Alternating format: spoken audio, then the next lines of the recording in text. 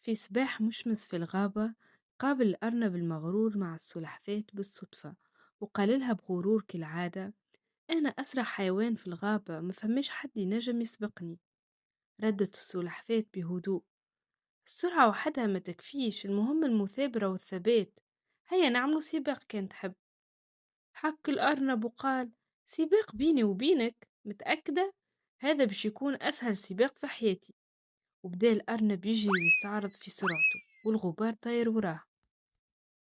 في اليوم التالي اجتمعت الحيوانات باش تتفرج. الدب وصديقه القرد يشجعوا، الأرنب جاب الطبل، والثعلب حضر السباق وهو الحكم.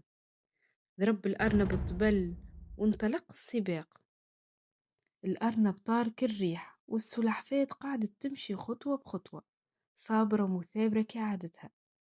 بعد شوية الأرنب قال في قلبه: ما زالت السلحفاة بعيدة، باش نرقد شوية ونرتاح.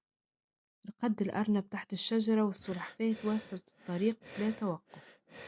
كي فاق الأرنب شاف السلحفاة قربت من خط النهاية، تفجع ولا يجري بأقصى قوته، لكن فات الأوان. السلحفاة وصلت الأولى، والثعلب رفع الراية وقال: الفايزة في السباق اليوم هي السلحفاة. الحيوانات كل ولاو يصفقوا، والدب والقرد فرحوا، والأرنب تعلم درس كبير اليوم: المثابرة والتواضع أهم من السرعة والغرور.